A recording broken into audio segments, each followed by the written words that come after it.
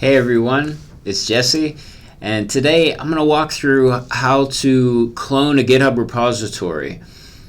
So I'm going to start way at the beginning by installing Node, and with that is going to come npm, Node Package Manager. We're going to go over how to install Git on your local machine, and then we're going to actually take a repository from GitHub. We're going to clone it onto our machine, and we're going to install all the packages that we need and then start it up so that we could actually see the project on our local machine and make changes if we want. So let's get started. You can see I have a command line terminal open. So I use iTerm, and I have some custom colors here. So if your terminal doesn't look like mine, don't worry about it. It'll still work. So whether you're on Windows, Mac, or Linux, this should work pretty much the same way. I'm on a Mac, so my commands will match up with the Linux commands. There may be some slight differences on Windows. So if some of these commands aren't working, check on what the Windows equivalent of these Mac commands are. So the first thing you want to do is install Node. Okay, this is NodeJS. It allows you to run server-side code, server-side JavaScript code. Okay, you can go to the NodeJS website, and the download page will recommend downloads depending on your system.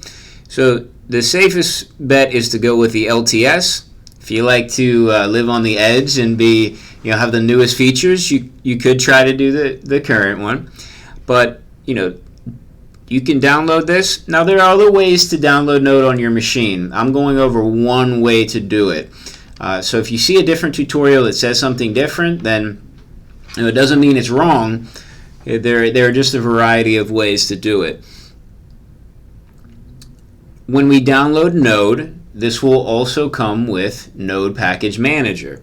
So I'm not going to download Node again, but just to test to make sure that we do have Node on our system, we can run node-v, and it tells me the version number of Node. So I know I have Node. To make sure I have npm, Node Package Manager, on my system, I can also run npm-v. I'm sorry, it's hyphen. It's not a dash. It's -v. Okay, and I have npm as well. Okay, so after you go through that process, which may take a while, okay, now you're ready to go on to Git. Now, at any point during this process, if you're on a Mac, you may be prompted to download Xcode. Download Xcode. It might take a while, but you're going to need Xcode. You're also going to want to make sure you have the administrator access to your machine. If you don't have admin access, a lot of this probably will not work. So you're going to have to figure out, a way to get administrator access somehow on a machine. So there are also a variety of ways to install Git locally.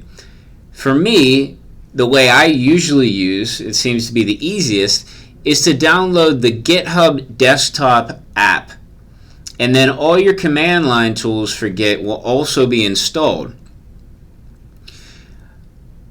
It's really easy. This is like download, you click it, and it's nice. So you don't really have to have a lot of command line experience. So that's why I like it. If you want and you're not really comfortable with the command line, you can even use this desktop app to do a lot of the things in Git that we're going to do here on the command line. So it's entirely up to you. I've never used the desktop app, but the result will be the same whether you use the command line or the desktop app. So go ahead and download that. When that's finished, you can also check to make sure you have Git installed by saying git v. Oops. Okay, so V doesn't work. Oh, you actually have to type version. Okay, so we have Git installed. Now we can get a repository. So let's go to GitHub, if you have a GitHub account, you'll see a screen like this. I happen to be using the dark theme for GitHub, so by default, it won't look like this. It'll be a lot lighter. It won't have the black background and everything. Don't worry, it works the same way no matter what the colors are. If you don't have an account, you may see a little bit of a different screen. But what we want to do is navigate to an actual repository. So I've already selected a repository that I've done, and this is one I finished up a week or two ago. And you'll see here is a clone or download button. That's where we want to be. All right, we want to go to the clone or download button. A good repository will have some instructions. So this one happens to have instructions to walk you through how to clone and install it. So that can be very helpful. You won't always see that in a repository though. So what you should do first is click on this clone or download button, and you want to grab this address. That's what word I'm thinking of. You want to get this address so you can copy it to your clipboard. Now you have to have SSH keys set up for this to work. If you haven't done that, you can just use this link, the HTTPS link. Now we're not going to use these ways, but if you'd like to use that desktop version, you can just open it up right in the desktop version like this, or you can download the zip file. So we're going to use the SSH version of this on the command line.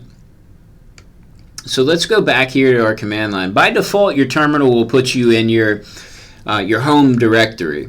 I don't like to clone repositories right to my home directory. It makes things too messy. So I create a directory called projects. So let's go into that. So I'm going to cd, all right, to change directory, and I'm going to type projects. Okay. If you're new to the command line, you'll notice that I didn't type the whole thing out. A nice trick is just to type the first few letters of the directory or file you're looking for, and then hit the tab key, and it'll auto-complete the rest of it. So let's hit enter. Now I'm in the projects folder. If I do ls, it'll show me all the folders in this projects folder. So you can see I have a lot of stuff going on in here. So you can see how messy it would get if I put all of that in my home directory. So that's why I like to separate it out. So what we want to do now, remember we've copied this, so we still have that copied to our clipboard. So we want to use that git command. So we're going to say git space clone. We're going to put another space in there, and then we're going to paste in that link that we just copied on GitHub. And when we hit enter, that whole project now has been saved. So if we do an ls again, we can see that we now have a folder, and that folder is called React Seeding Manager. So the folder name matches the project name. So if we want to do anything with the project, we have to remember to actually go into that folder. I've often made the mistake of starting to work in this projects folder and not realizing why nothing is working because I didn't actually go into that folder. I actually made that mistake yesterday. So it's very common. Don't worry if it happens, but you want to make sure you cd right into that folder. So you can see it's not, I'm trying to hit tab and it's not auto-completing because I have so many things that start with React. It doesn't know which one I want. So I have to type a little bit more. There we are. Now let's go into there. And if we hit ls and then give it a flag, which means we're going to say hyphen and then put a letter, in this case A, we can see even the hidden files in this repository. So we're seeing everything now. And we see this .git, which anything with a dot in front is normally hidden. But that tells us that this is a Git repository, which we should expect because we just got it from GitHub. All right, but we also have this package JSON file, and that's an important file. So let's take a look at it before we do anything else. And that package JSON file is going to show us a lot of what's going to go on when we go to install and then run the code that's here. So I'm going to open up this project in Visual Studio Code.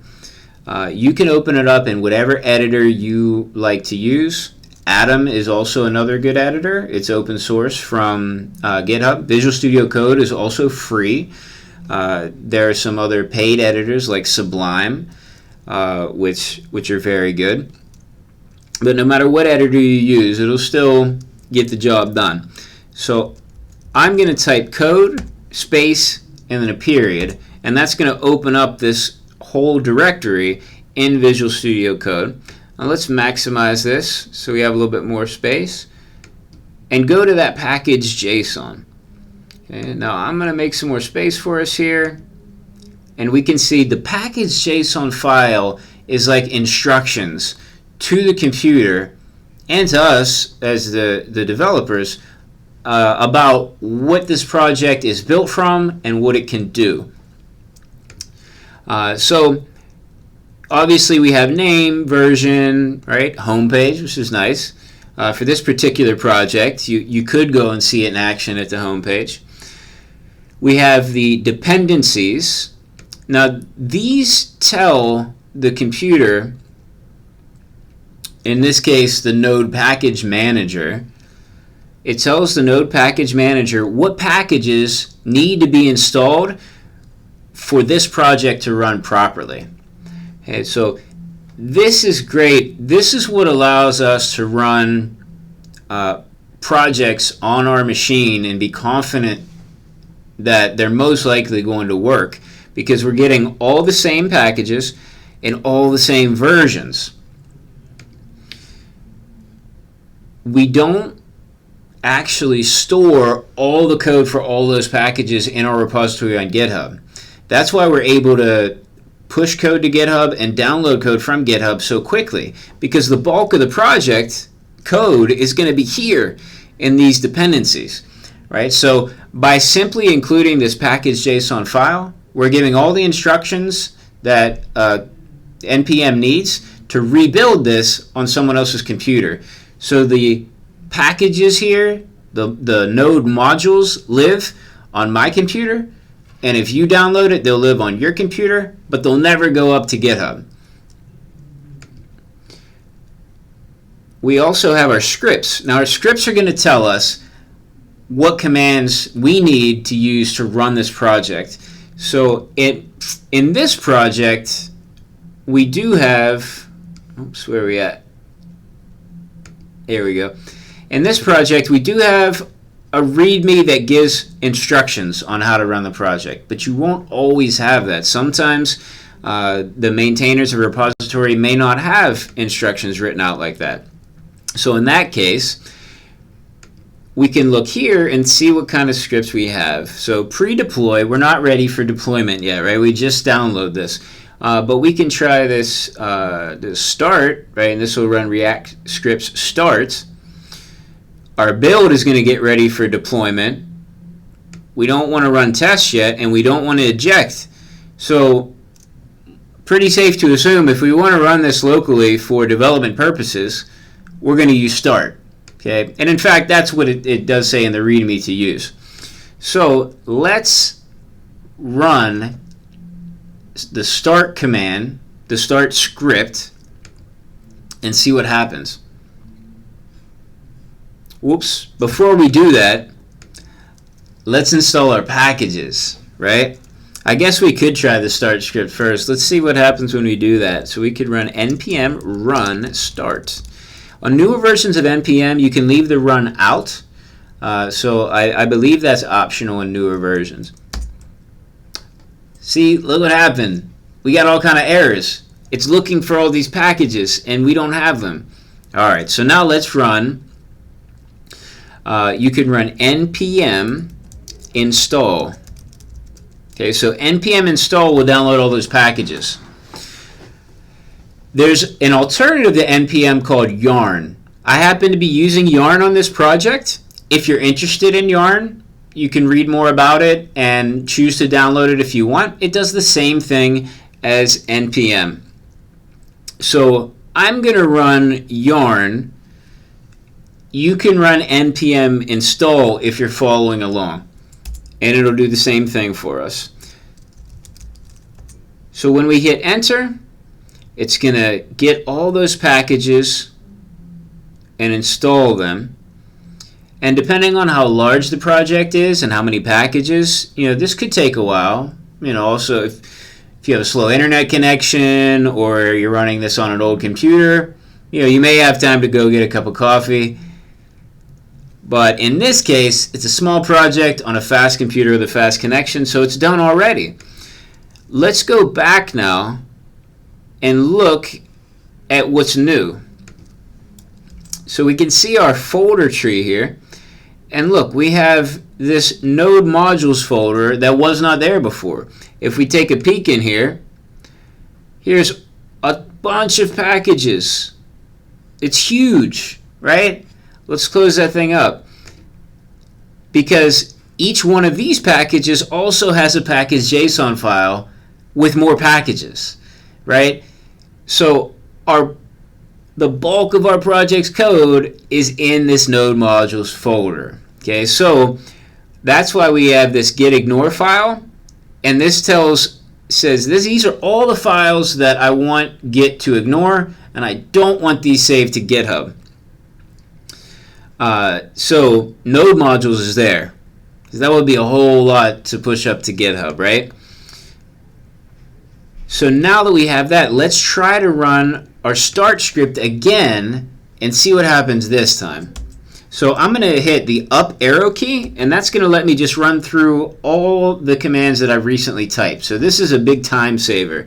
So I'm going to go back up to npm run start, hit enter, and let's see what happens. All right, so it's telling me something is already running on port 3000. I happen to have another project running, but that's not a big deal. We can just run on a different port. So I'm going to hit Y and hit enter to run on a different port. Now, on my other screen, this just opened. Okay, so this will pop up in your default browser at localhost 3001. So for you, if you don't have any other projects running, it'll probably be localhost 3000. But we now have this React Seeding Manager project, and we can run it. It works. It works just like as if it was online.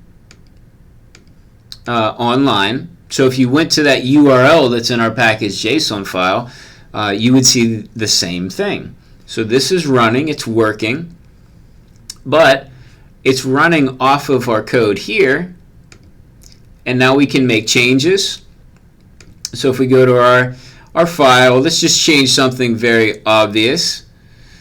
Where's our title?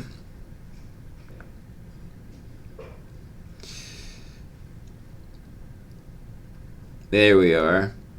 Let's go. I'm really excited about this, so let's add 3 exclamation points. I think it's always a good idea, we're going to save, to use either 1 exclamation point or 3.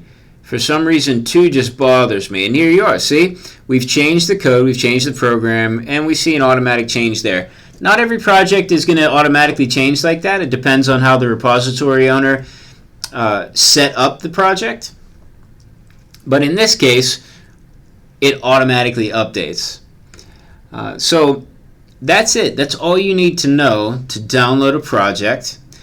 Now, there are some projects that aren't JavaScript based. You may need some other things for that. But a lot of projects on GitHub are JavaScript based. So if you're a web developer, you're most likely going to be doing something similar to this. Maybe in another video we'll cover what to do next. Like, I made changes, now what? Okay, but for now, you should know everything you need to know to pull down a repository. Quick recap before we go. Step 1, make sure you have Node installed on your machine. Step 2, and also Node comes with NPM, so it's not a separate install. Step 2, make sure you have Git installed on your machine. Right? We used GitHub desktop app to kind of do the installation for us. And then step 3 is find a repository on GitHub and get that clone link. Okay, when you do that, you can run git clone, paste the link in, and now you have the repository.